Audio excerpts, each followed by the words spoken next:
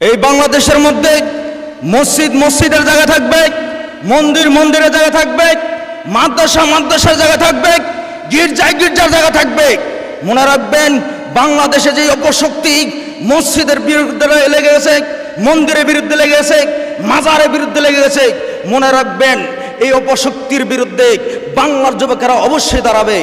আর বসে থাকার কোনো সুযোগ নেই।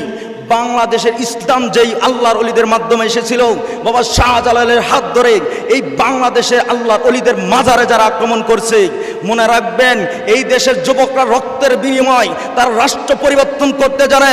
এই দেশের যুবকদের রক্তের বিনিময় তারা রাষ্ট্রকে সংস্কার করতে জানে।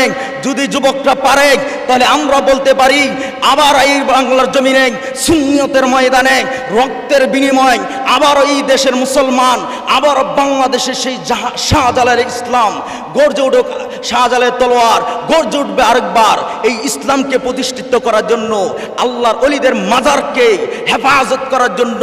আল্লাহর অলিদের রুহানি সন্তানেরা আবার ময়দানে দাঁড়িয়ে যাবে। দরকার হলে রক্তের বিনিময় এই বাংলাদেশের জমিনে আল্লাহর অলিদের মাজারে হেফাজত বাংলাদেশের মুসলমানরা করে থাকবে।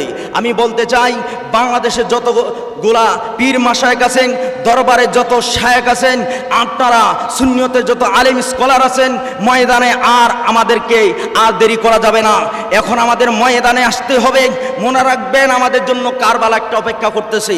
এই কারবালা রক্তের বিনিময় হয়তো আবার সুন্নিয়তের ঐক্য বাংলাদেশের জমিনে হবে। হয়তো আবার আমাদের আর একটা সুযোগ আছে। আর বসে থাকার কোনো সুযোগ নয়।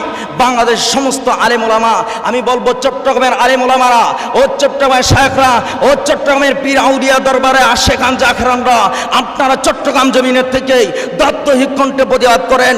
ও সিলেটের শাহজালালের রুহানি সন্তানেরা, শাহজালাল জমিন থেকে আপনারা গর্জে তুলুন। এমনি করে বাংলাদেশে এমন কোনো ময়দান হয় নাই, বাংলাদেশে এমন কোনো মাঠ হয় নাই এই জায়গায় তরিকতের ময়দান তৈরি হবে, তরিকতের লোকদের জায়গা দিতে পারবে ইনশাল্লাহ। জয় ইনশাল্লাহ। শাহজালাল উত্তরসূরিদের হবে।